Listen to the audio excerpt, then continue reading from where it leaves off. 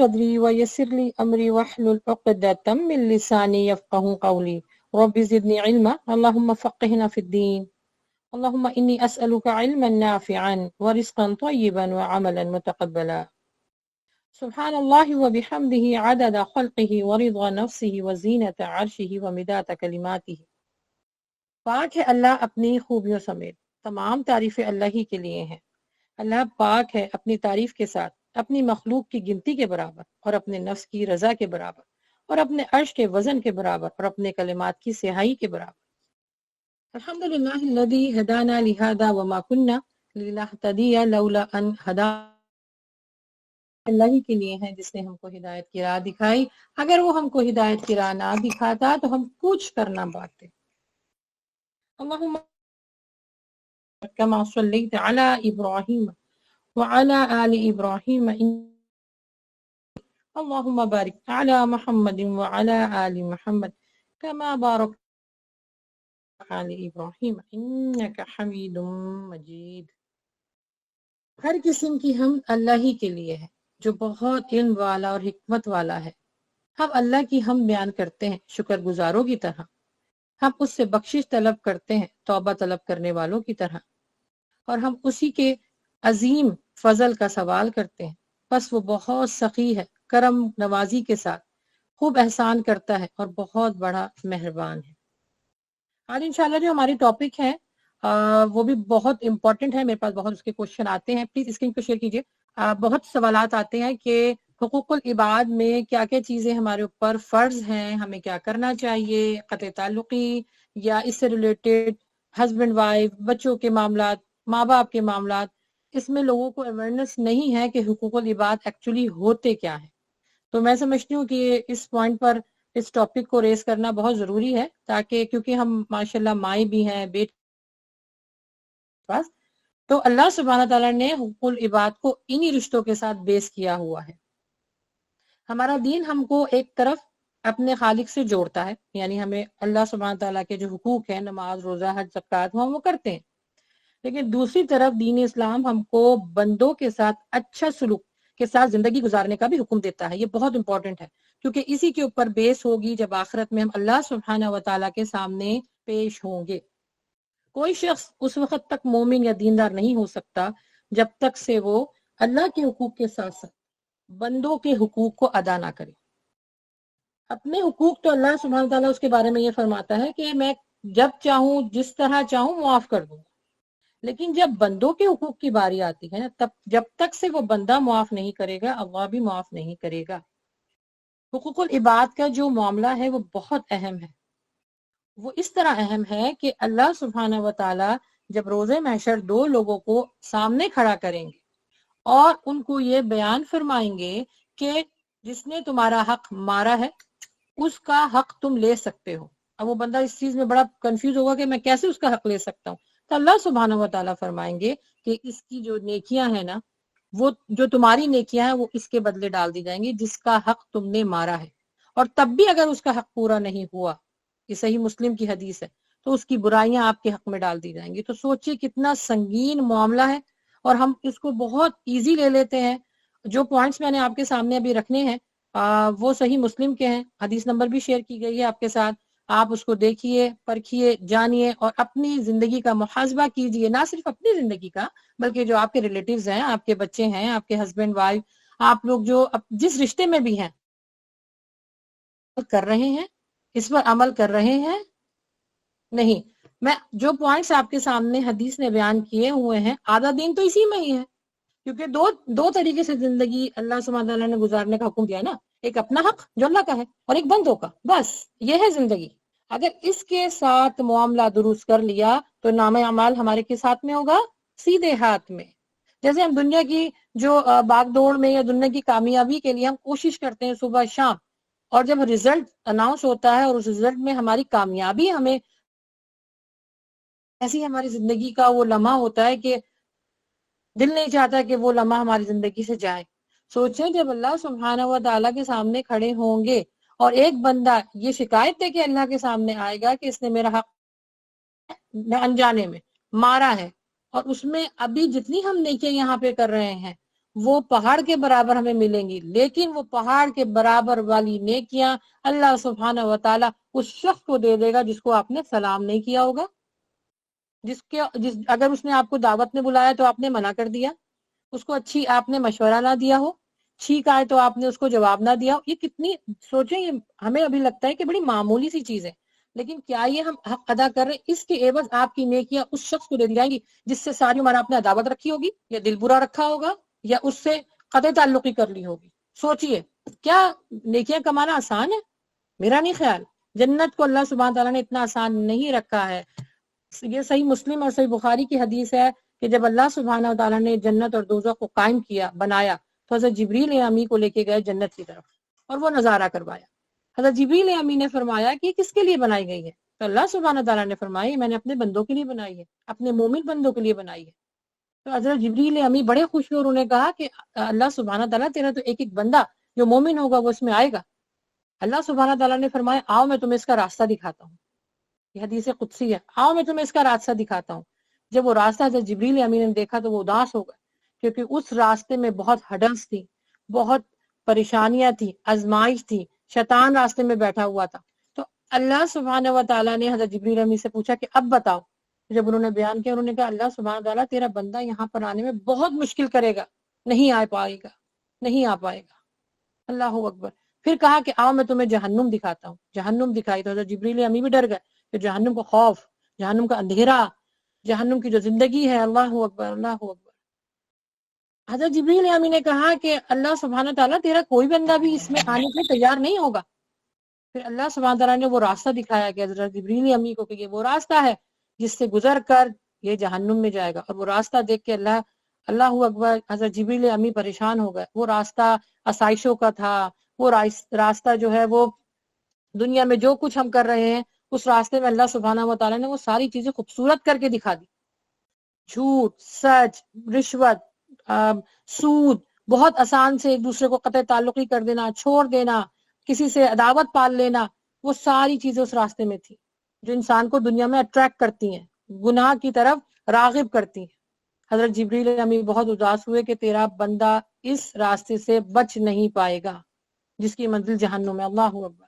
سوچئے کتنی بڑی بات ہے. تو ہمیں یہ فکر کرنی چاہیے کہ ہمارے حقوق کے ساتھ ساتھ ہم اپنے حقوق اور فرائض کے بارے میں تو بہت اچھا جانتے ہیں. میری امی نے میرا حق ادا نہیں کیا، میرے شوہر نے میرا حق ادا نہیں کیا، لیکن کیا ہم یہ جانتے ہیں کہ میری امی کا، میرے والدین کا، میرے شوہر کا، میرے بچوں کا، میرے ریلیٹیوز کا، کیا پڑوسیوں کا، بیماروں کا کیا حق ہے؟ تو انشاءاللہ ون بائی ون انشاءاللہ ہم اس پہ پوائنٹ آؤٹ کرنے کی کوشش کریں گے اور اس کی تھوڑی ڈیٹیل جانیں گے. اسکرین کو شیئر کیجئے پلیز تاکہ لوگوں کے لیے آسانی ہو. سب سے پہلے ہے سلام کرنا، سب سے پہلے ہے سلام. سورہ نساء میں اس کا حکم ہے. اللہ سبحانہ تعالیٰ نے فرمایا ہے کہ جب تمہیں کوئی سلام کرے، جب تمہیں کوئی سلامتی بھیجے، سلام ایکچولی دعا ہے. اللہ سبحانہ تعالیٰ فرماتے ہیں کہ جب تمہیں کوئی سلامتی بھیجے، اور اسی سے جو دین اسلام ہے وہ اسی ورڈ سے نکلا ہے، سلامتی دینا، پیس، امن. دین اسلام کیا ہے؟ امن کا مذہب ہے. تو دیکھیں سب سے پہلے زندگی میں جو چیز، یعنی انسان ایک دوسرے سے جب ملتے ہیں تو کیا کرتے ہیں؟ نہ حال چال پوچھتے نہ کچھ کرتے ہیں. جب مسلمان سے ملتا ہے فوراً منہ سے کیا نکلتی؟ دعا. السلام علیکم ورحمۃ اللہ وبرکاتہ. اللہ سبحانہ تعالیٰ تمہارے اوپر سلامتی دے. کتنی پیاری دعا ہے. اور اس کو ہم اس کی تجوید بھی نہیں جانتے، اس کا حق بھی نہیں جانتے، اور بہت رفلی طور پر جو ہے، میں نے اتنے لوگوں کو سنا ہے لوگ سلام کرتے ہوئے بڑی کوتاہی، بڑا شرم محسوس کرتے ہیں. آپ کسی کو دعا دے رہے ہیں، نیکی کا کام کر رہے ہیں، سوچئے اس کا حق ادا کر رہے ہیں اور اپنے لیے جنت کے راستے کو آسان کر رہے ہیں. تو کیوں نہ اس کو عام کیا جائے؟ صحیح بخاری کی حدیث ہے کہ سلام کو عام کرو. اس میں حکمت کیا ہے؟ اس میں حکمت یہ ہے کہ جیسے ہی آپ سلام کریں گی تو محبت بڑھے گی، پیار بڑھے گا، ایک دوسرے کو برداشت کرنے کا جذبہ پہلے ہی، کیونکہ دعا سے شروع ہو گئی نا آپ کی ریلیشن شپ، تو وہ جذبہ بڑھ جائے گا. کتنی خوبصورت بات ہے کہ جب دو مومن لوگ ملتے ہیں تو ایک دوسرے کے اوپر کیا کرتے ہیں؟ محبت، پیار، سلامتی. اس سے بڑا تحفہ اور کیا ہو سکتا ہے؟ تو اس کی تجوید کو پلیز، ہماری ویڈیوز ہیں سسٹر انشاءاللہ وہ لنک شیئر کر دیں گی، اور یوٹیوب کے اوپر بھی ہے کہ اس کی پراپر تجوید کیا ہے، اس کو بھی جانیے. رفلی طور پر میں آپ لوگ کو بتا دیتی ہوں. السلام علیکم ورحمۃ اللہ وبرکاتہ. پیارے طریقے سے آپ سلام کریں گی اتنا ہی آپ کو اجر ملے گا. اچھا کچھ لوگ بولتے ہیں السلام علیکم، اس کا مطلب ہے تم پہ موت ہو. سوچئے دعائی کلمات کو ہم نے کس طرف لے گئے، صرف علم کا نہ جان کر. تو علم کو حاصل کرنا بہت ضروری ہے. پھر اسی طرح اس کا جواب ہے وعلیکم السلام ورحمۃ اللہ وبرکاتہ. کتنے پیارے الفاظ ہیں. اچھا، حضرت آدم علیہ السلام کو جب بنا دیا گیا تو ان کو حکم ہوا کہ وہ فرشتوں کے پاس جائیں اور جا کے یہ الفاظ استعمال کریں، کیونکہ اس کے بعد آدم کی جتنی نسل ہے، یعنی جو مومن لوگ ہیں، مسلمان لوگ ہیں، وہ اسی کلمات سے اپنی ریلیشن شپ کو آگے بڑھائیں گے. حضرت آدم علیہ السلام نے جب جا کے سلام کیا تو فرشتوں نے اس کا جواب دیا، اور یہیں سے ایک خوبصورت رشتے کی بنیاد پڑی. اللہ اکبر. سوچئے ہمارے باپ حضرت آدم علیہ السلام کو اس چیز کا حکم دیا گیا ہے تو ہم اس میں غفلت کیوں برتتے ہیں؟ پھر دوسری بات کیا ہوتی ہے، ہم بڑا شارٹ کر کے سلام کرتے ہیں، السلام علیکم، السلام علیکم. اس طرح کے الفاظ آپ نے عموماً لوگوں سے سنے ہوں گے. دیکھیں ایک ایک ورڈ کے اوپر 10 نیکیاں ہیں، اور سلام کو اگر پورا کیا جائے تو 30 نیکیاں ہیں. ابھی میں نے بیٹھے بٹھائے جو ہے وہ 60 نیکیاں کما لی ہیں، سلام کر کے تجوید بتا کر اس کا جواب دے کر. الحمدللہ. سوچئے کہ اس کے اندر نیکیاں ہی نیکیاں ہیں. میں نے کیا بتایا پہلے، اسی وجہ سے بتائیے آپ کو وہ حدیث کہ نیکیاں دے دی جائیں گی اس شخص کو جس کا آپ نے حق مارا ہو، جس کو سلام نہیں کیا ہوگا. تو آج سے اپنی عادت ڈالیے بچوں میں، اور پراپر طریقے سے، یعنی السلام علیکم وعلیکم السلام نہیں، پورے پراپر طریقے سے. دین اسلام کس کے لیے آیا ہے؟ ہمارے لیے آیا نا، ہماری بہتری کے لیے آیا نا. ہم دنیا میں تو اپنی جو ہے وہ زندگی کو گزارنے کے لیے، معاملات درست کرنے کے لیے خوب تگ و دوگ کرتے ہیں، خوب محنت کرتے ہیں. دین کو کمانے کے لیے بھی تو محنت کیجئے. جب آپ اس کے لیے محنت کریں گے تو اللہ تعالیٰ آپ کو اتنا ہی اجر دے گا. جیسے میں نے پہلے بھی اپنے لیکچر میں آپ لوگ کو بتایا کہ اللہ سبحانہ و تعالیٰ کسی کی محنت کو ضائع نہیں فرماتے. اللہ سے اچھا گمان رکھیں. اللہ سے اگر آپ نے برا گمان رکھا تو اللہ آپ کو برائی کی طرف لے جائے گا. یہ اللہ کا سسٹم ہے. اللہ سبحانہ و تعالیٰ اپنے معاملات میں بہت سخت ہے، یاد رکھیے. اگر اللہ کہتا ہے میری طرف ایک قدم چل کے آؤ، اب اس میں کیا بتایا اللہ نے، اللہ اپنی جگہ پر ہے، اللہ اپنے مقام پر ہے، لیکن کیا کہا ہے بندے کو، اللہ سبحانہ تعالیٰ فرما رہا ہے میری طرف بندے تو چل کر آ. اب وہ چلنے میں جو محنت لگے گی نا، اور چلنے میں جو آپ کو اجر ملے گا، وہی اللہ کو پسند ہے. پھر میری رحمت دوڑ کے ڈھانپے گی، پھر اللہ کی رحمت آپ کی طرف متوجہ ہوگی. چلنا ہم نے ہے پیاری بہنوں، چلنا ہم نے ہے، محنت ہم نے کرنی ہے. اور نہ صرف ہم نے، اپنے بچوں کو بھی. حضرت ابراہیم علیہ السلام نے اکیلے خانہ کعبہ کی تعمیر نہیں کی. سورہ بقرہ میں آپ لوگوں نے تفصیل میں پڑھا ہوگا. اپنی اولادوں کو ساتھ لگایا. تو اس سے کیا ملتا ہے کہ دین کا کام صرف ہمیں اکیلے نہیں کرنا، پورے مجمع کے ساتھ کرنا. اللہ تعالیٰ نے آپ کو جو نعمتیں دی ہیں نا اولاد کی شکل میں، جو رشتے دیے ہیں، ماں باپ ہو، بہن بھائی ہو، ان سب کو ساتھ لگائیے. سوچئے کہ آپ کا مقام پھر کیا ہوگا. نیکی کرنے والوں میں اول درجے پر آپ آئیں گے انشاءاللہ. نام عمل آپ کے رائٹ ہینڈ پر ہوگا انشاءاللہ. تو سلام کو عام کیجئے. حدیثیں آپ کے پاس ہیں، قرآن آپ کو بتا رہا ہے، پراپر طریقے سے سلام کیجئے انشاءاللہ. دوسرا پوائنٹ ہے دعوت قبول کرنا. دعوت قبول کرنے میں آپ تھوڑا سا اس میں ڈیٹیل یہ بتاؤں گی کہ ہر وہ دعوت جو جائز ہے وہ قبول کرنا ہے. یعنی جیسے ایک شخص نے آپ کو بولا کہ میرے گھر میں دعوت ہے، آپ ضرور آئیے گا.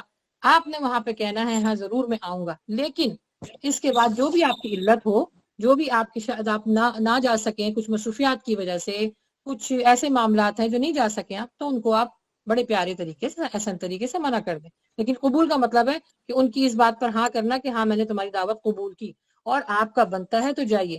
اچھا، ان سارے پوائنٹس میں یہ نہیں ہے کہ آپ صبح شام ان کے گھر جا رہے ہیں، صبح شام وہ آپ سے فون پہ باتیں کر رہے ہیں، بس ہر ہفتے ہی ملنا ہے، ہر 2 دن کے بعد ہی ملنا ہے. نہیں، ٹائم کو ضائع مت کریں. بہت شارٹ ہے یہ زندگی. اس میں زیادہ سے زیادہ ٹائم اللہ کے احکامات کے ساتھ گزاریں. دیکھیے اللہ سبحانہ تعالیٰ نے اس دنیا میں 2 محنت اور 2 خوف اللہ نے ایک ساتھ نہیں رکھے. جو اس دنیا میں ڈر کے رہے گا نا، آخرت میں اس کے لیے زندگی بغیر خوف کی ہوگی. جو اس دنیا میں نہیں ڈرے گا نا، وہ آخرت میں ڈرے گا. تو اللہ سبحانہ و تعالیٰ سے گمان اچھا رکھیں، اللہ سبحانہ و تعالیٰ سے مانگیں، اللہ سبحانہ و تعالیٰ سے دعا مانگ کریں اللہم فقہنا فی الدین، اللہ مجھے دین کا فہم عطا کر. تو جو دعوت کا معاملہ ہے، آپ جائیں لوگوں کے گھر میں، جب آپ کو لوگ بلاتے ہیں بالکل جائیے. لیکن اگر کوئی علت ہے، کوئی پریشانی ہے، نہیں بنا سکتے، تو ان کو ایسے طریقے سے منع کر دیں. پھر تیسری چیز ہے نصیحت کرنا. ہم نصیحت کرنے میں بہت کوتاہی کرتے ہیں. یعنی ہم ایسا مشورہ جو سامنے والے کے لیے فائدہ مند ہو ہم نہیں دیتے. ہم کہتے ہیں اگر اس کو ہم نے یہ مشورہ دے دیا اور وہ اس پر اس نے عمل کر لیا تو اس کو کامیابی ملے گی. یاد رکھیں کہ اللہ سبحانہ تعالیٰ نے آپ کو تو کامیابی دے دی ہے. اگر اس کی مدد آپ کر رہے ہیں تو سوچئے مدد کون کرتا ہے؟ اللہ سبحانہ و تعالیٰ. اللہ سبحانہ و تعالیٰ نے اپنی صفت کے ذریعے آپ کو یہ اعزاز دیا ہے کہ آپ دوسروں کی مدد کریں، نصیحت کریں، اس کو مشورہ اچھا دیں، اخلاق سے بات کریں، اس کو پیسوں کی ضرورت ہے یا جس ملازمت سے بھی آپ سمجھتی ہیں آپ اس کو اس کا حق ادا کریں۔ روز محشر وہ پوچھے گا، وہ بولے گا کہ میرا یہ حق تھا، اس نے یہ پورا نہیں کیا، مجھے اچھا مشورہ دینا تھا، اس نے اس مشورے کو اپنے پاس رکھا۔ اور یاد رکھیں جب اس مشورے کو جو اچھا تھا اس کے لیے آپ نے اپنے پاس رکھا تو پھر اللہ سبحانہ تعالیٰ آپ کے لیے بھی رہنمائی نہیں فرمائے گا۔ تو یاد رکھیے گا اس چیز کو کہ کس طرح آپ نے اپنی زندگی میں ٹرن کرنا ہے کہ اچھے مشورے، دین کی طرف لوگوں کو بلائیے، اللہ کی باتیں بتائیے، قرآن کی بات بتائیں، حدیث حیات طیبہ کے بارے میں بتائیں۔ اس کے لیے کیا کریں گی؟ جب آپ کو بتانا ہوگا نا تو پھر آپ کو پڑھنا ہوگا۔ جب آپ پڑھیں گی، علم کو حاصل کریں گی تو آپ نے وہ اعلیٰ مقام تو حاصل کر لیا، تو روزہ محشر اللہ سبحانہ تعالیٰ پوچھے گا کہ علم کتنا حاصل کیا، کتنا عمل کیا، کتنا دوسروں تک پہنچایا۔ تو یہ ہمارے حقوق میں ہے، یہ ہمارے فرائض میں ہے۔ سامنے والے کے اوپر ہم نے یہ صرف نہیں تھوپ دینا کہ بس میرا ہی حق ہے ادا کرے جاؤ، نہ، یہ اس کے لیے آپ نے دیکھیں اپنے اولاد کو نصیحت کرنی ہے۔ اور یہ بہترین رشتہ ہوتا ہے کہ ماں جو ہے اپنی اولاد کو بہترین نصیحت کرتی ہے۔ اچھا یہاں پر تو کیونکہ آپ کی اولاد ہے نا تو آپ تو چاہیں گے کہ وہ اچھا پھل پھولے، اچھی طریقے سے زندگی گزارے، آپ اس کو اچھے مشورے دیں تاکہ آپ کو بھی اس سے فائدہ ہو۔ بات وہاں پر ہے جہاں پر آپ کو کوئی دشمن ہے یا آپ کی کوئی بات نہیں سن رہا یا آپ سے عداوت پالے ہوئے ہیں، وہاں آپ نصیحت کریں جہاں سے اس کو فائدہ ہو، وہاں پر آپ کو مقام ملے گا، وہاں پر آپ کو اجر ملے گا۔ اللہ سبحانہ تعالیٰ نے ایسے ہی مقامات پر اجر رکھا ہے جہاں پہ مشکل زیادہ ہو، آزمائش زیادہ ہو۔ اللہ سبحانہ تعالیٰ فرماتے ہیں ہم تم کو آزمائیں گے، سورہ بقرہ میں۔ خوف، سب سے بڑی بات خوف ہر چیز کا، انسان کو مرنے کا خوف، اللہ نہ کرے اولاد کا خوف کہ وہ نافرمان نہ ہو جائے، والدین اس دنیا سے نہ چلے جائیں، بھوک کا خوف، بے روزگاری کا خوف، رشتے چھوٹنے کا خوف، اپنی موت کا خوف۔ اللہ نے خوف میں رکھا ہے دو چیزوں کو، اللہ تعالیٰ نے انسان کو دو چیزوں کے بیچ میں رکھا ہے، خوف اور امید۔ جیسے میں نے پہلے بھی آپ لوگ کو بتایا، امید بھی اسی سے، خوف بھی اسی سے۔ اللہ سبحانہ تعالیٰ کا کتنا پیارا رشتہ ہے، خوف بھی اسی سے اور امید بھی اسی سے۔ تو جہاں پر آپ کو لگے کہ ہاں یہاں پہ میرا کام کرنا مشکل ہے، یقین جانیے وہاں پہ اللہ سبحانہ تعالیٰ آپ کے درجات کو بلند کر رہا ہے۔ اللہ سبحانہ تعالیٰ اپنے مومن بندوں کے درجات کو بلند کرنا چاہتا ہے، تبھی فرمایا ہے، صحیح بخاری میں حدیث ہے کہ اگر کسی کو کانٹا بھی چبھ جاتا ہے، اس کی بھی تکلیف جو اس کو ہوتی ہے، اللہ اس کے عوض درجات کو بلند کر دیتا ہے۔ ہمیں کیا چاہیے؟ ہمیں نیکیاں تو چاہیے، اللہ کے سامنے درجے تو چاہیے کہ اللہ سبحانہ تعالیٰ ہم کو جہنم سے بچا کر جنت میں ڈال سکے، یہ ساری نیکیاں ہی تو ہے نا۔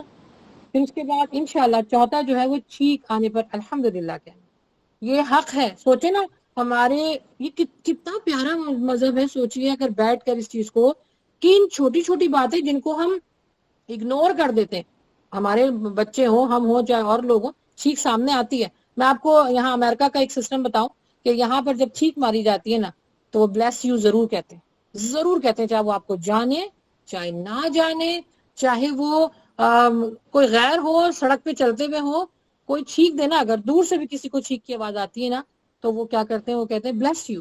بلیس یو کا مطلب یہ کہ اللہ تم پہ رحم فرما۔ کتنی بڑی بات ہے، اور یہ ہمارے دین نے ہم کو بتایا ہوا ہے۔ عمل کون کر رہے ہیں؟ بے دین۔ اور ہمارے اگر چھینک آ جاتی ہے تو اللہ معاف کرے عجیب عجیب لوگ منہ بناتے ہیں، عجیب قسم کے الفاظ ہوتے ہیں یا اگنور کر دیتے ہیں۔ یہ یاد رکھیے بہنوں، حق میں ہے، جب کسی نے آپ کے سامنے چھینک ماری تو آپ نے جواب دینا ہے اس کا، اور جس نے چھینک ماری ہے اس کو بھی الحمدللہ کہنا ہے، اور جس نے جو سامنے سن رہا ہے اس کو بھی اس کا جواب دینا۔ یہ پکچر اسکرین شیئر ہو رہی ہے آپ کے ساتھ، اس کی اگر پکچر لے لیں، اور یہ اس کے بعد ایک اور دعا ہے وہ بھی آپ نے مانگنی ہے۔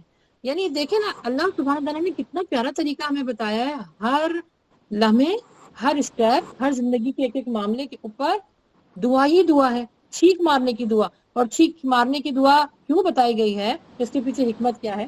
حضرت آدم علیہ السلام کو جب پیدا کیا گیا تھا تو ان کو سب سے پہلے جب ان میں روح ڈالی گئی تھی، جیسے ہی سر کے اندر روح آئی تھی نا، ایک دم سے چھینک آئی تھی، ایک دم سے چھینک آئی ان کو۔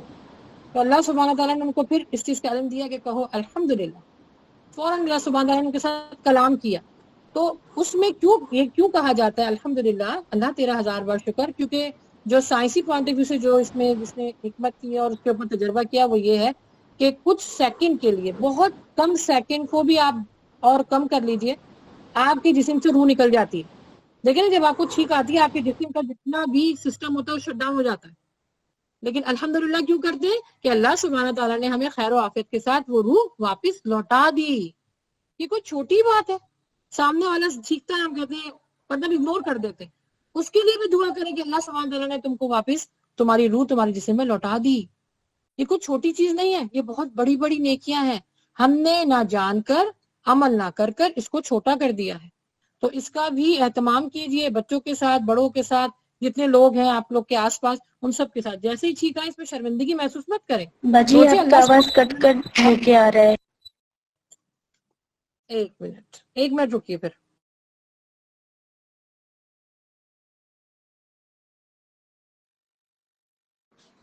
باجی آپ کا آواز نہیں آ رہا.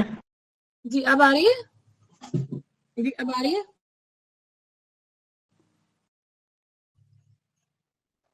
جی انشاءاللہ الحمدللہ. بسم اللہ الرحمن الرحیم. جی اسکرین شیئر کیجئے. تو یہ ٹھیک کی جواب دینا اور اس کے بعد دعا دینا، یہ بہت بڑی نیکی ہے. اس نیکی کو ہاتھ سے ضائع مت ہونے دیجیے. پھر جو ہے فرسٹ اسکرین کو شیئر کیجئے.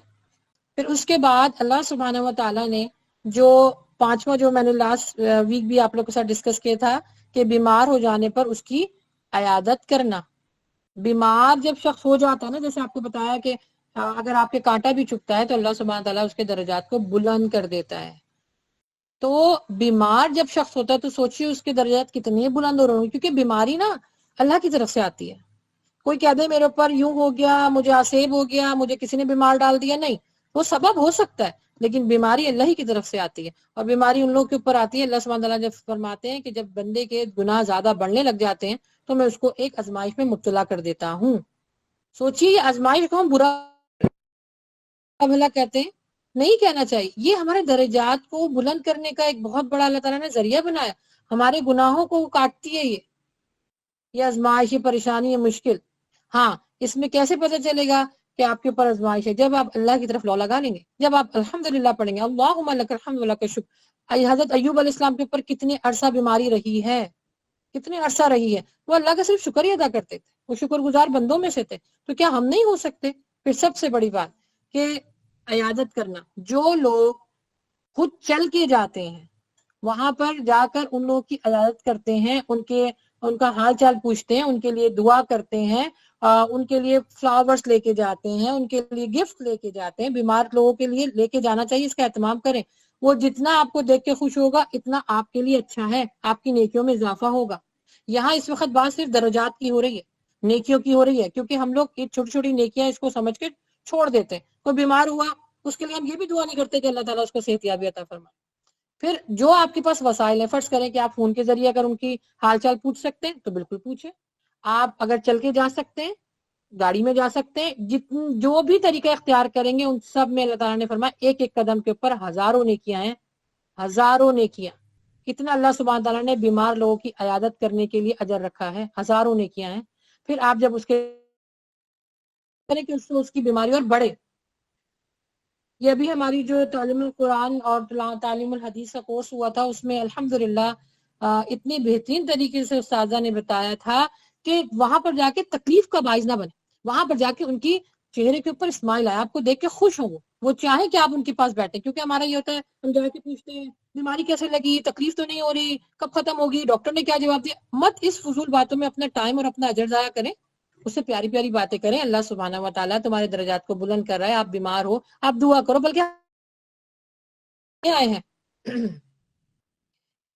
اس طرح کی بات کر کے اس کا دل خوش کریں، اس بات سے کہ جس سے وہ خوش ہوتا ہے وہ بات اس کے ساتھ کریں. اچھا بہت دیر نہ بیٹھیں، یہ نہیں کہ بس گئے ہیں تو بس بیٹھ ہی گئے. بیمار ہے نا وہ شخص، تھوڑی دیر جائیں، کچھ لے کے ساتھ جائیں. ان سب کے ساتھ اجر ہے. جا کے اس کے پاس بیٹھے، حال چال پوچھیں، اس کو تھوڑا سا تسلی دیں اور تھوڑا ٹائم گزارے، واپس آ جائیں. ہمارے یہاں تو المیہ یہ ہے کہ جو بیمار ہوتا ہے اس کے گھر میں پوری فیملی آ کے رکنا شروع ہو جاتی ہے. وہ بندہ بیمار ہونے کے اور پریشان ہو جاتا ہے. تو اس چیز کا بھی خیال رکھیں. یہ بھی بہت بڑی ایک نیکی ہے کہ سامنے والے کے معاملے کے حساب سے آپ نے خیال رکھنا ہے. دوسروں کا خیال رکھنے کے اوپر بھی نیکی ہے. ویسے تو میں نے مینشن کیے تھے کہ 5 حقوق ہیں، لیکن ایک حدیث میں جو ہے وہ 6 ہیں اور ایک حدیث میں 8 ہیں.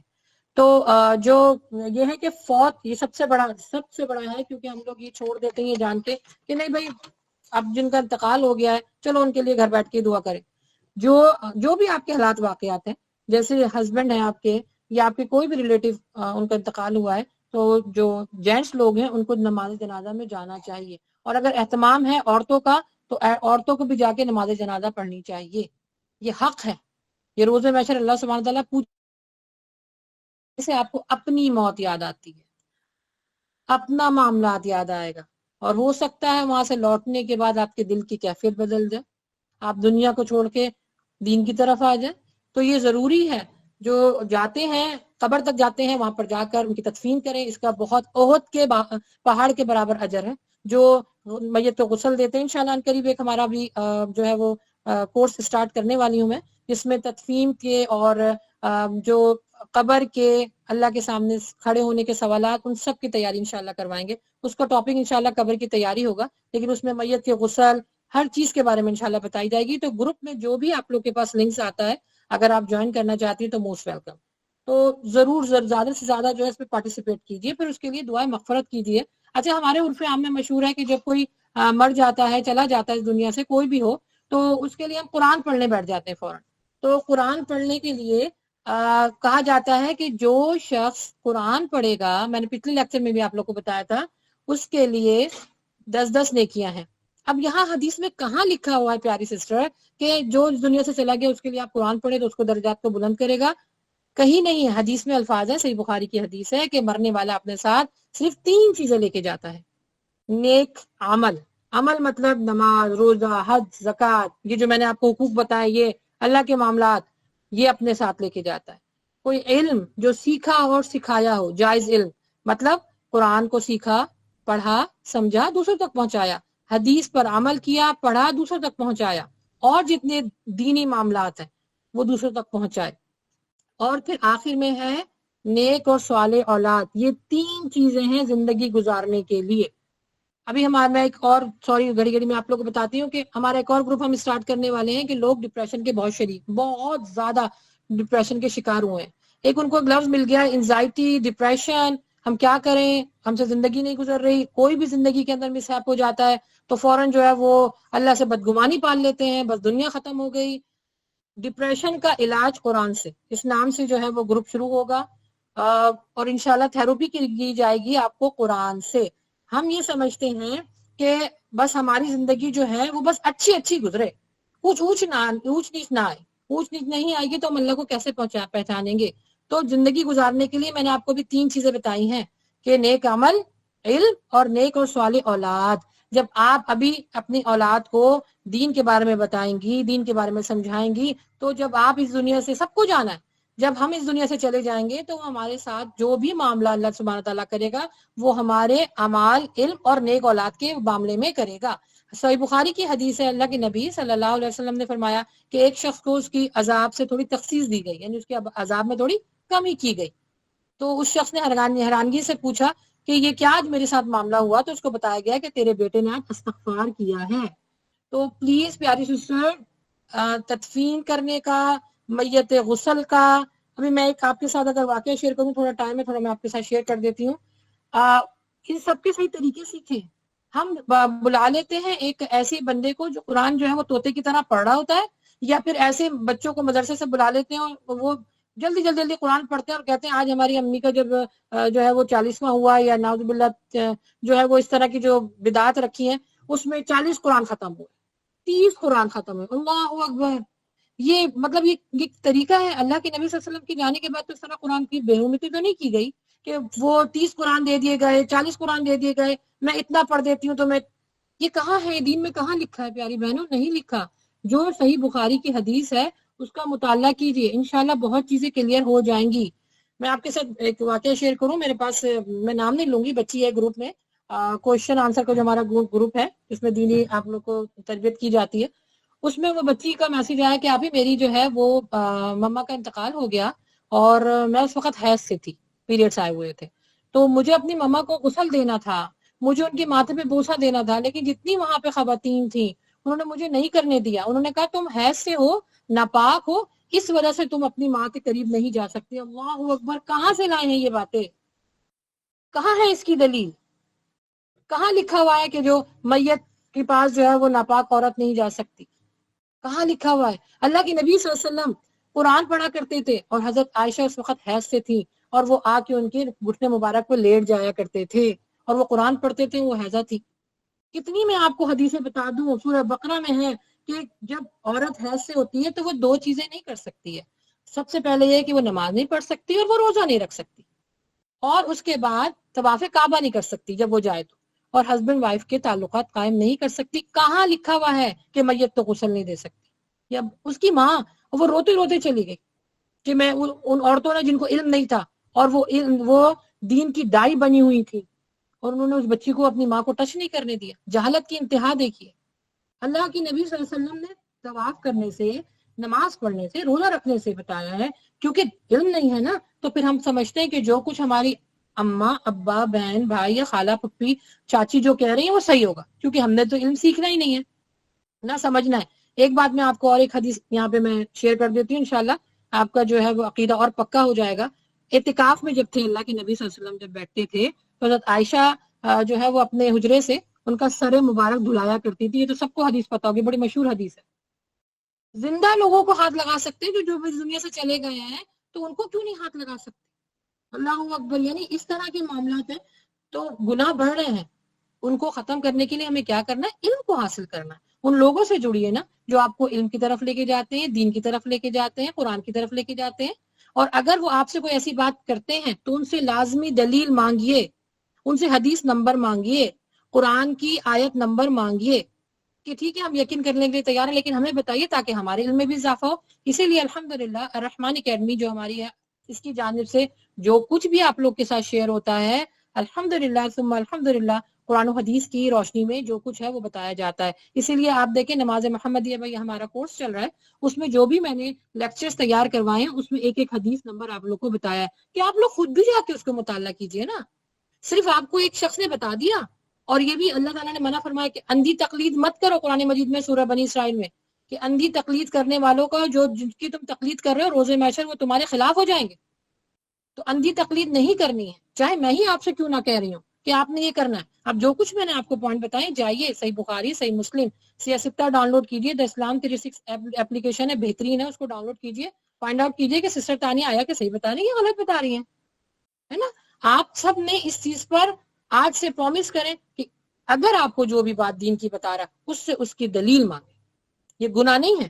ہاں جس کے پاس نہیں ہوگی نا تو وہ آپ کے اوپر غصہ کرے گا کہ اب ہم آپ کو دلیل دیں، اب ہم آپ کو بتائیں۔ جی بالکل بتائیے، ہمارا حق ہے جاننا کہ جو کچھ آپ بتا رہے ہیں اگر ہم اس پہ عمل کریں گے، بلکہ یہ ہم آپ کے لیے بہت اچھا اجر کے لیے کام کر رہے ہیں کہ اگر آپ جو کام بتا رہے ہیں، جو معاملہ بتا رہے ہیں، اگر ہم اس پر عمل کرتے ہیں تو اگر وہ بدعت ہے، شرک ہے، تو گناہ سارا آپ کو ملے گا۔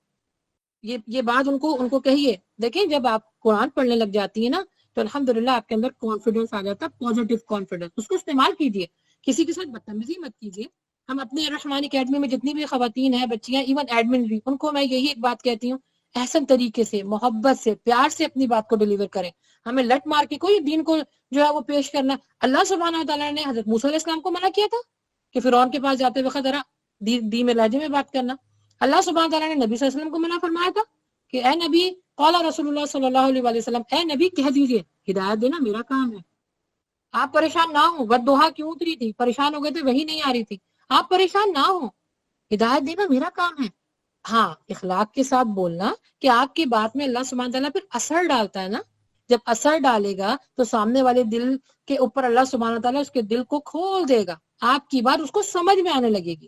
تو اس لیے جو بھی کام کریں مستند کریں، دلیل کے ساتھ کریں، حدیث نمبر، قرآن کے جو حوالے ہیں ان سب کو دیکھ کر اس کے بعد اپنی بات کو ڈیلیور کریں۔ صرف علم کو سیکھنا نہیں ہے پیاری بہنوں، سکھانا بھی ہے نا۔ جب ہمارے بچے ہم سے پوچھتے ہیں، غصہ مت کریں۔ میں آپ کو بتاؤں جو میرے 2 نمبر کا بچہ ہے وہ الحمدللہ اس طرف زیادہ ہے، تو جب میں اس سے کوئی بات ڈسکس کرتی ہوں، باقاعدہ ہماری آرگیو بھی ہوتی ہے، ہماری بیٹھ کے چیٹ بھی ہوتی ہے کہ ماما یہاں پر یہ اس طرح ہے، وہ اس طرح ہے۔ یعنی اپنے بچوں کے ساتھ اچھے طریقے سے، احسن طریقے سے بیٹھ کر ان کے ساتھ ریلیشن شپ بنائیے۔ جب آپ بنائیں گی نا، آپ دیکھیے میرے پاس آتے ہیں مسئلے مسائل آتے ہیں، اس میں ایک یہ بھی آتا ہے کہ ہمارے بچے ہماری بات نہیں مانتے۔ اس وجہ سے نہیں مانتے پیاری سسٹر، کیونکہ آپ نے اپنی ریلیشن شپ ان کے ساتھ بنائی نہیں ہے۔ صبح اسکول چلے گئے، کالج چلے گئے، واپس آ گئے، باہر نکل کے کھیلنے چلے گئے۔ یہ بچہ بچی دونوں کی بات بتا رہی ہوں۔ قرآن کی ٹیچر آئی، انہوں نے پڑھا دیا، اٹھا کے ٹیوشن کے لیے بھیج دیا، واپس آئے کھانا کلاس لا دیا۔ مجھے بتائیں آپ کا کردار یہاں پہ کیا ہے؟ فون لے کے صرف بیٹھ جانا؟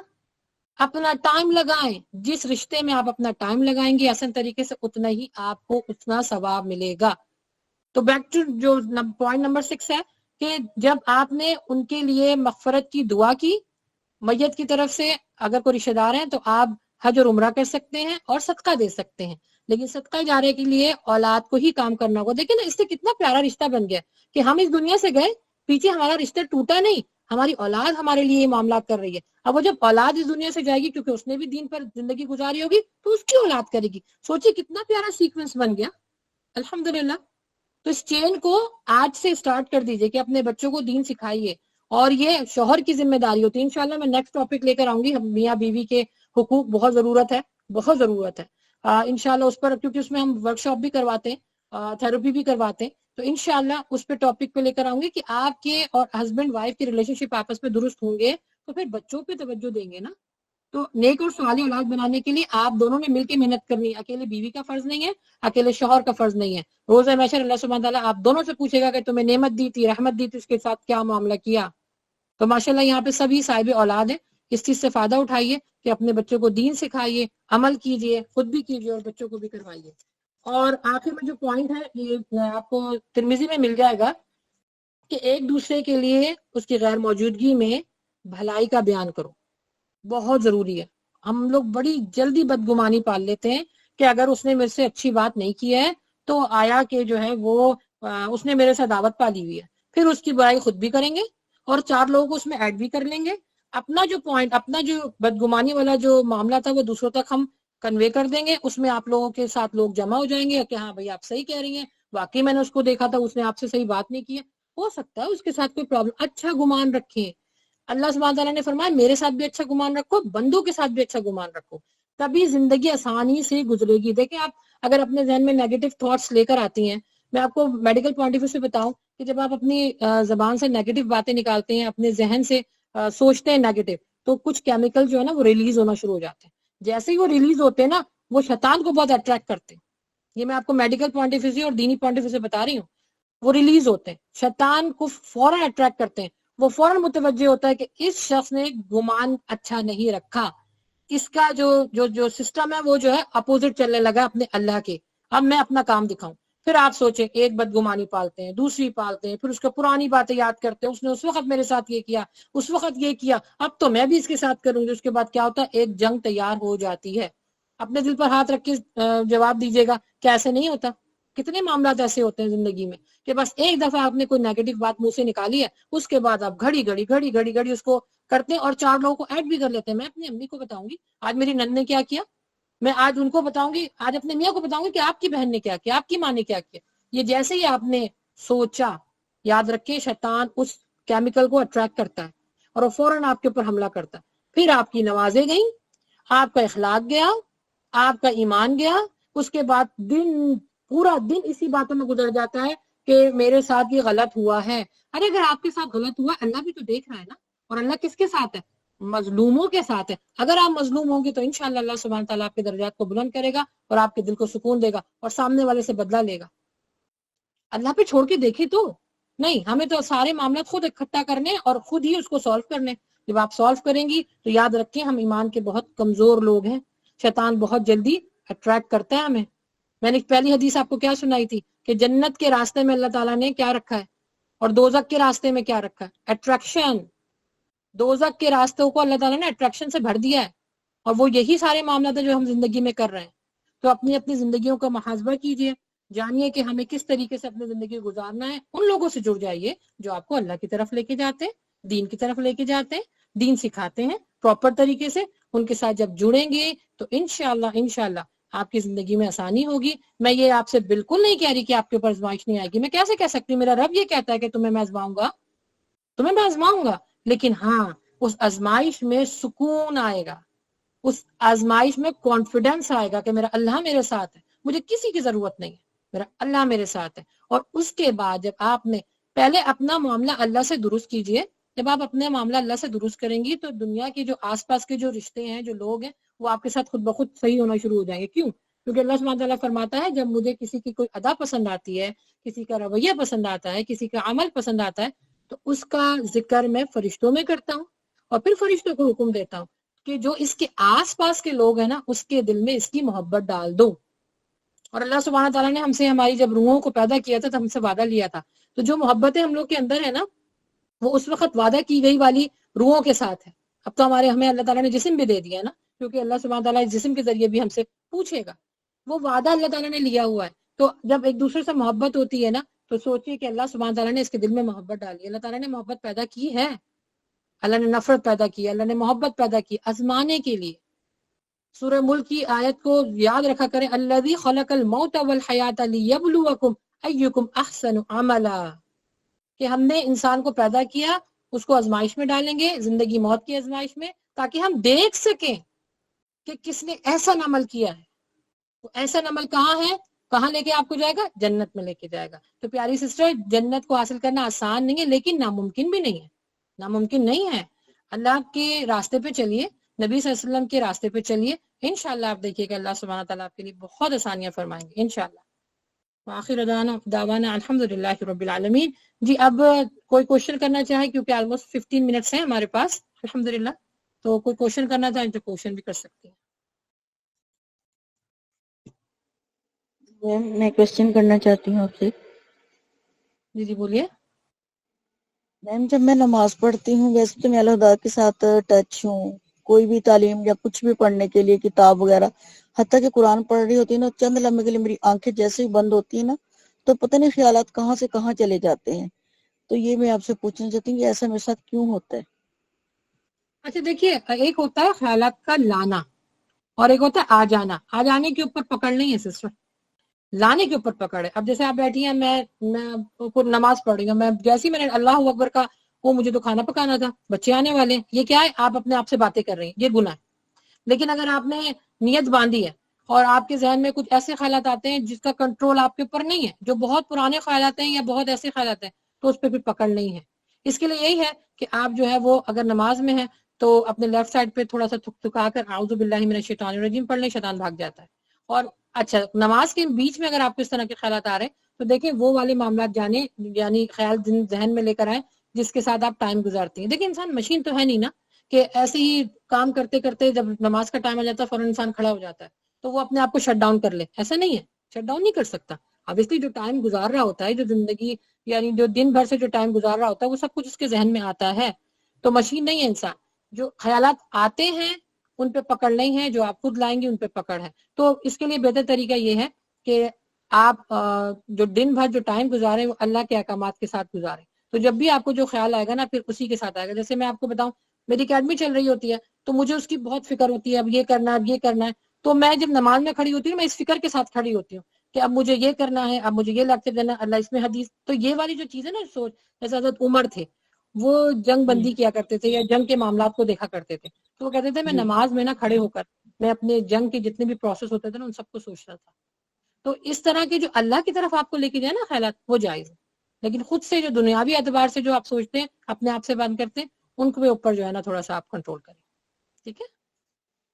میرے خیالات اس قسم کے ہوتے ہیں کہ میں یہ نالج بھی حاصل کر لوں، یہ بھی پڑھ لوں، یہ بھی پڑھ لوں، تو وہ میرے ہاں اندر تو جائز ہے. ابزورب نہیں ہوتا. اس کے لیے تو دعا مانگے نا سسٹر. آپ نے کوشش کرنی ہے، کوشش کریں اور دعا پھر اللہ سے مانگے. دینے والا تو اللہ کی ذات ہے، لیکن کوشش آپ نے کرنی ہے. اگر آپ کو اس چیز پر کمانڈ حاصل نہیں بھی ہوگی لیکن آپ کو اجر تو مل جائے گا نا آپ کی نیت پر انشاءاللہ. ٹھیک ہے، ٹھیک ہے، جزاک اللہ جزاک خیر. اللہ خیر. وہی ہے میرا خیر. جی السلام علیکم. میرا سوال یہ ہے، جیسے ہم نماز کے لیے کھڑے ہوتے ہیں تو پہلے ثنا پڑھتے ہیں، اس کے بعد طوز تسمیہ پڑھتے ہیں نا. تو جیسے نماز ہے 4 سنت کے وقت طوز اور تسمیہ ان کے 4 رکعت سنت ہو گئی. پھر ہم جب فرض نماز پڑھتے تو اس میں بھی طوز اور تسمیہ پڑھے بعد ہی اللہ اکبر بولنا چاہیے یا ڈائریکٹ اللہ اکبر بول کے نیت ہو جاتی ہے ہماری؟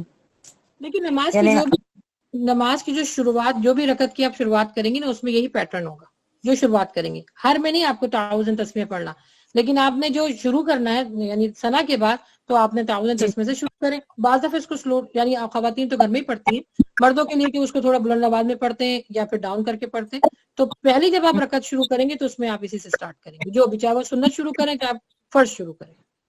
اس کے بعد کے جو رکعت تھی اس میں اللہ اکبر بول کے جو بھی نماز پڑھی جاتی ہے اسی طریقے سے پڑھ لے سکتے. جی جی جی بالکل شکریہ. پہ تو رکھ دیتے، لیکن زندگی گزارنے کی کیا معاملات اس قرآن میں ہی تو بتائے گئے ہیں. سر پہ رکھنے سے زندگی نہیں آسان ہوتی، پڑھنے سے ہوتی ہے. اس لیے میں نے آپ کو کیا بتایا ہے کہ جو لوگ اس دنیا سے چلے جاتے ہیں، صدقہ جاریہ ان کے پیچھے کون ہے؟ اولاد. اس کو دین سکھائیں. تو شادی سے پہلے ان بچوں کو بھی، صرف لڑکیوں کو نہیں، لڑکوں کو بھی.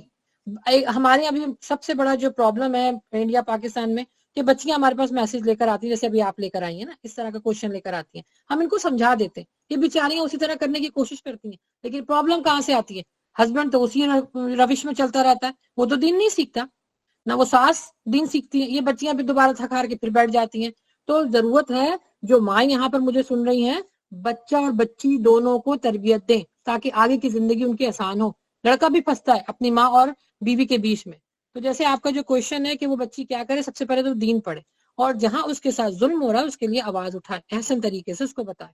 اگر وہ معاملہ اتنا زیادہ حد سے بڑھ رہا ہے کہ وہ ظلم آپ کے اوپر بڑھتا چلا جا رہا ہے، تو یاد رکھیں ظلم کو سہنا بھی ظالم کے زمرے میں آتا ہے. پھر آپ ظالم ہو جائیں گے، کیونکہ اللہ سبحانہ تعالیٰ کو نہیں پسند کہ کوئی کسی کے اوپر ظلم کرے. تو ظلم کے خلاف آواز اٹھانا بھی یہ بھی ایک صفت ہونی چاہیے. تو آپ احسن طریقے سے پہلے اپنے ہسبینڈ سے بات کریں، جو ان کے اطراف میں لوگ ہیں ان سے بات کریں. اگر وہ معاملہ، جو کہ اللہ کے نبی صلی اللہ علیہ وسلم کی یہ حدیث بھی ہے اور حضرت فاطمہ کی سنت یہ تھی کہ جب بھی ان کو حضرت علی سے کوئی پرابلم ہوتی تھی، کوئی معاملہ ہوتے تھے، وہ اللہ کے نبی صلی اللہ علیہ وسلم کے پاس جا کے بیان کرتے تھے، پھر وہ ان دونوں کو بلاتے تھے اور ان میں صلح کرواتے تھے. تو سب سے احسن طریقہ یہی ہے. اور سورہ نساء میں بھی اسی چیز کا حکم ہے کہ اگر تمہارے میاں بیوی میں آپس میں کوئی ایسی بات ہو کہ جو تم سے نہ سنبھالی جا رہی ہو، تو اپنے بڑے بیچ میں بٹھاؤ. یعنی لڑکی کی طرف سے ایک بڑا ہو، لڑکے کی طرف سے ایک بڑا ہو. یہ سورہ نساء کی آیت ہے. اور اس میں معاملے کو حل کر لو.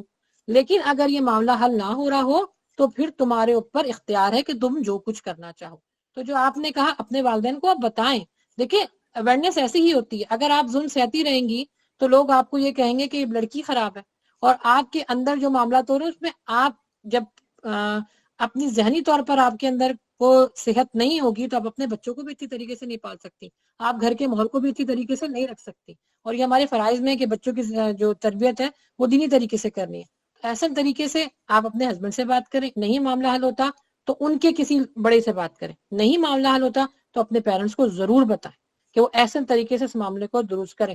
یہ بالکل غلط ہے جو بچیاں کہتی ہیں نہیں ہمارے ماں باپ نے تو کہا ہے کہ شادی ہو گئی ہے، اب تم ڈولی گئی ہے، ڈولا آئے گا، یعنی مر کے نکلو وہاں سے. نہیں، یہ بہت بڑی غلط بات ہے، یہ گناہ ہے.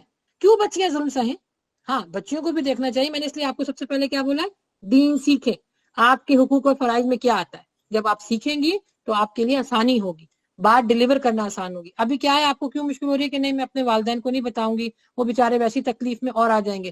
اس سے کیا ہو رہا ہے، ایک تو دین نہیں سیکھ رہے، اس سے یہ ہو رہا ہے کہ والدین کو اس چیز کی اویئرنیس نہیں ہو رہی کہ بچیوں کو دین کی تعلیم دی جائے، بچوں کو دین کی تعلیم دی جائے. اور پھر معاملہ بڑھتے بڑھتے بڑھتے یا تو طلاق کی طرف چلا جاتا ہے یا پھر وہ بچی ظلم سہتے سہتے مر جاتی ہے.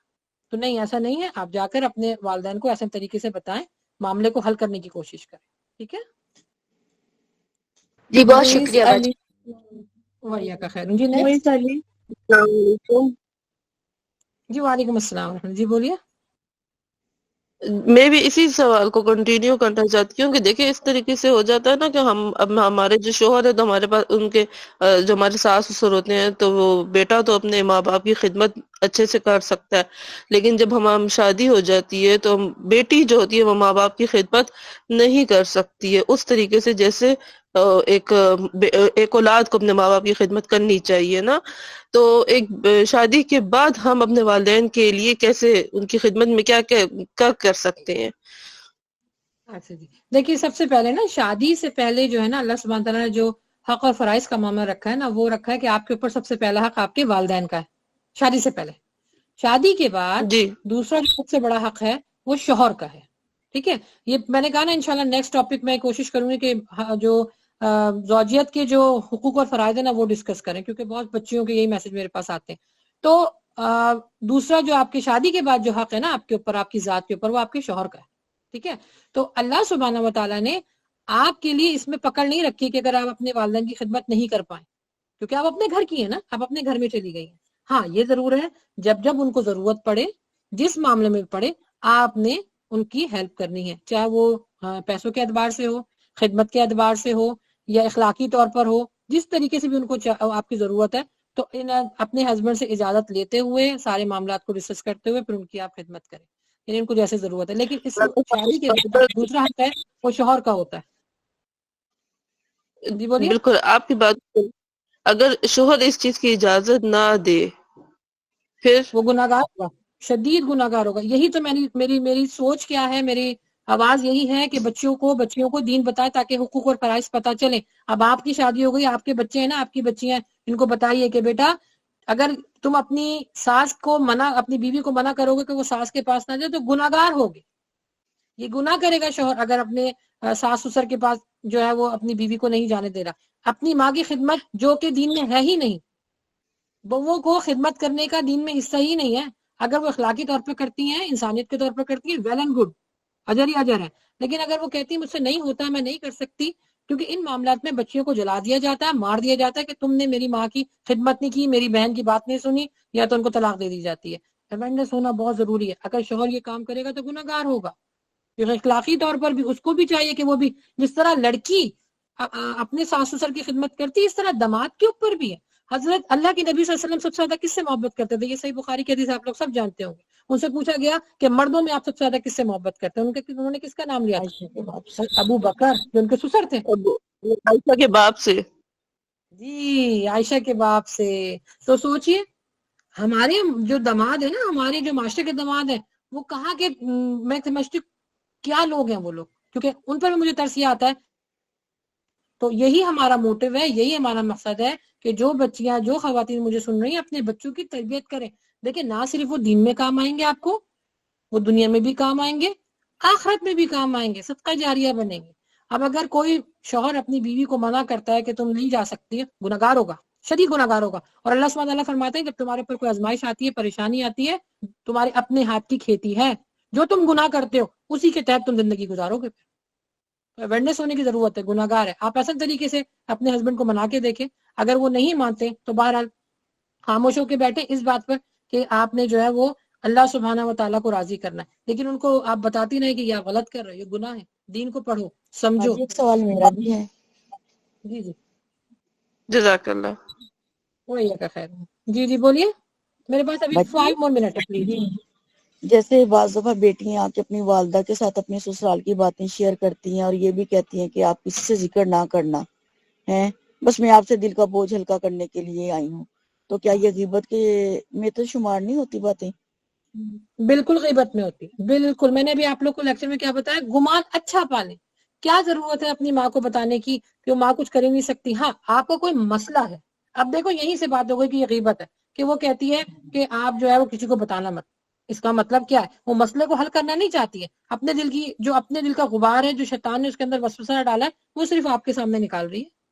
مسئلے کو حل کرنے کے لیے اگر کہ ماما میرے ساتھ یہ پرابلم ہوئی ہے، آپ اس کو حل کرنے کی کوشش کریں کیونکہ مجھ سے نہیں ہو رہا، یہ غیبت نہیں ہوگی. جیسے ایک وکیل کے پاس ایک جو ہے وہ مجرم جاتا ہے یا ایک کیس لے کے جایا جاتا ہے، یا ڈاکٹر کے پاس جاتے ہیں، یا مفتی صاحب کے پاس آ کر بتاتے ہیں کہ میرا شوہر ایسا کر رہا ہے، میرے ساتھ اس طرح نہیں ہے، میری بیوی، تو وہ غیبت میں نہیں آئے گا. اسی طرح اگر کوئی بیٹی اپنی ماں کے پاس جاتی ہے، جیسے میں نے بھی بتایا وہ بچی جو پوچھ رہی تھی کہ آپ اپنے ماں باپ کو ایسے طریقے سے اپنا مسئلہ بتاؤ کہ یہ مسئلہ بڑا ہو رہا ہے، لیکن صرف میری نن نے یہ کر دیا، میری ساس یہ تو غیبت ہے. اور پھر وہی بات ہے کہ آپ نے گمان اچھا رکھنا ہے. جیسے گمان رکھیں گی ویسے ہی آپ کے ساتھ معاملات ہوں گے. یہ بچی اگر اپنے ساتھ رکھے گی کہ میرے ساتھ غلط ہی ہوتا ہے، تو یاد رکھیں میں نے کیا بتایا، وہ کیمیکل فوراً ریلیز ہوتے ہیں اور شیطان ان پر اٹیک کرتا ہے. پھر اس کے بعد آپ کے پاس جتنی نیگیٹو تھاٹس آتی ہیں، پھر کیا ہوتا ہے، لڑائی جھگڑے، جنگ، علیحدگی، طلاق، اس طرح معاملے چلے جاتے ہیں. تو منع کریں بچیوں کو کہ بیٹا جو مسئلہ حل کروانا اس پہ بات کرو، لیکن اس طرح برائی مت کرو. وہ بھی آپ کا گھر ہے، ایڈجسٹ ہونے کی کوشش کرو. ٹھیک ہے. میم میرا سوال یہ ہے کہ کبھی امی کہتی ہیں کہ اس کے گھر مت جاؤ، جیسے کہ وہ لوگ بلاتے ہیں پر امی منع کر دے، تو امی کا بات زیادہ ویلیو دیں گے یا پھر چل جائیں بنا بتائیں امی کو؟ مطلب کیونکہ میرے کو پتا ہے نا وہ کس ٹائپ کے نیچر کے ہیں. بہت لوگ ہوتے ہیں نا کہ مطلب بلاتے تو ہیں، پھر مذاق میں بہت کچھ گھر کا بات پتہ کرتے ہیں، اور ہم بہت زیادہ مطلب ہے کہ سچائی میں پورا سچ بول دیتے ہیں. تو اس لیے میری امی روکتی ہے میرے کو ہر گھر جانے سے. تو اس وجہ سے آپ بتا سکتی ہیں کہ امی کی بات مان لیں. لڑکیوں کا اس طرح کسی دوسروں کے گھر میں جہاں پہ نامحرم ہو جانا ویسے ہی غلط ہے. پہلی بات. دوسری بات یہ کہ جی امی بہتر جانتی ہیں کہ وہ لوگ کس قسم کے ہیں، کیونکہ وہاں پر جا کر آپ اگر کوئی غلط بات سیکھو گے تو امی کی بات آپ نے ماننی ہے، پھر نہیں جانا. اور جہاں بھی جانا ہے اپنی والدہ کے ساتھ جائیے. یہ بچیوں کے لیے ہے، بچیوں کو لوگ چھوڑ دیتے ہیں گلی میں کھیلنے کے لیے، چھوڑ دیتے ہیں سپارہ پڑھنے کے لیے، چھوڑ دیتے ہیں.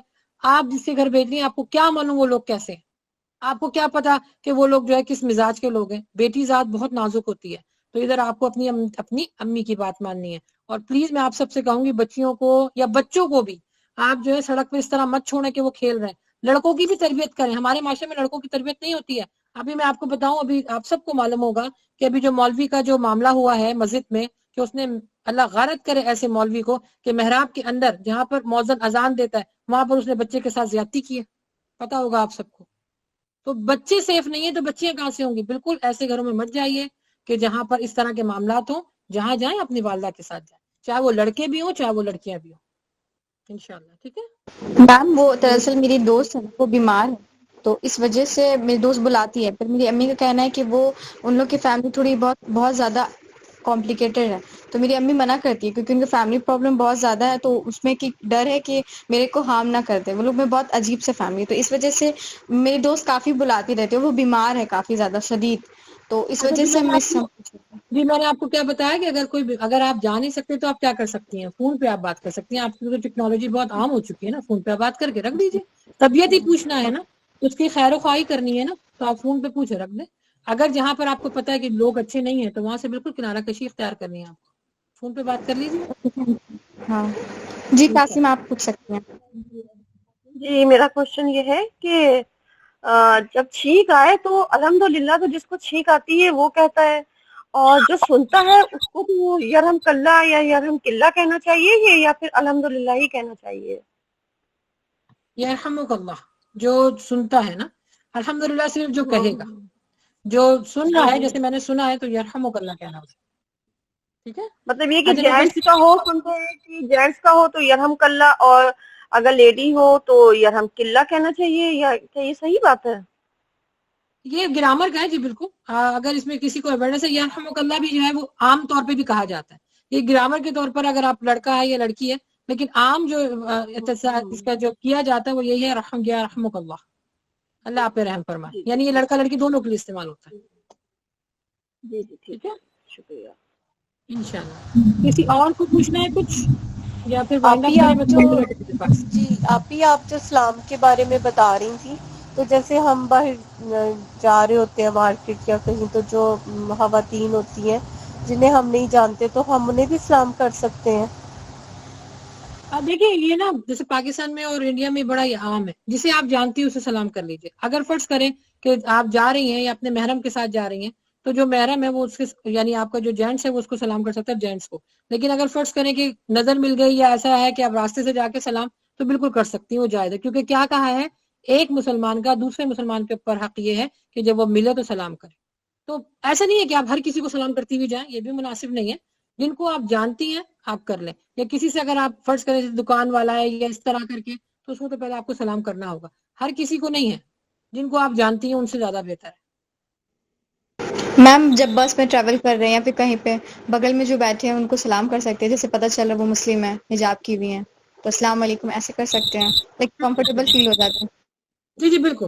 جو آپ کے ہم سفر بن گئی ہیں نا، تو بالکل آپ نے ان کے اوپر پہلے سلامتی کرنی ہے اور اس کے بعد سفر شروع کرنا. بالکل کر سکتے ہیں.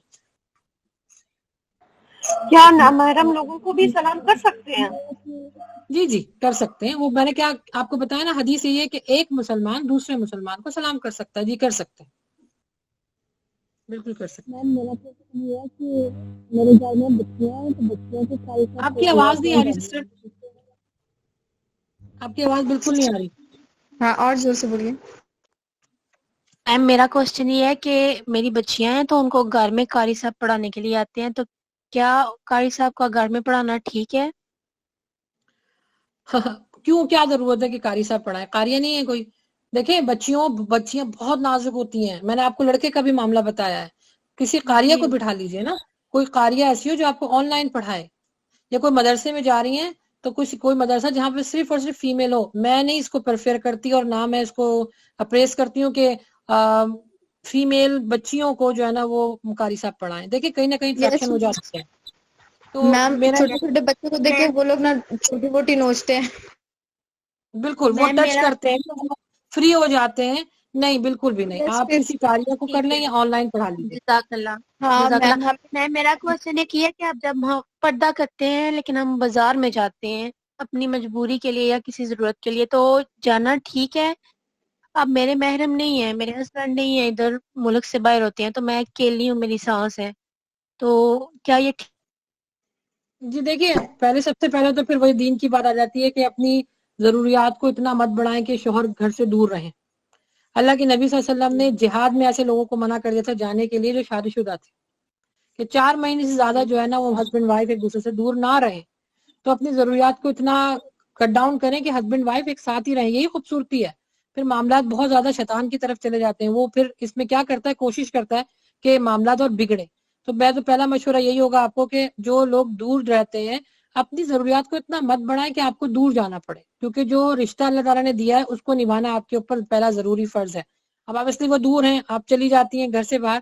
دیکھیں حدیث بھی یہی ہے کہ اللہ کے نبی صلی اللہ علیہ وسلم نے فرمایا کہ جو عورتیں بازار میں ہوتی ہیں تو شیطان ان کے پیچھے ہوتا ہے, اور جو عورتیں گھر پر ہوتی ہیں تو اللہ ان کے ساتھ ہوتا ہے. لیکن اب جیسے آپ نے اپنی مجبوری بتائی ہے, تو بس آپ نے شرعی پردہ کرتے ہوئے اپنی ساس کے ساتھ یا کسی ایک کوئی بھی ایک محرم اپنے ساتھ آپ ضرور رکھیں, کیونکہ گھر سے باہر نکلنے کے لیے اللہ کی نبی صلی اللہ علیہ وسلم کی حدیث ہے کہ محرم ساتھ ہو.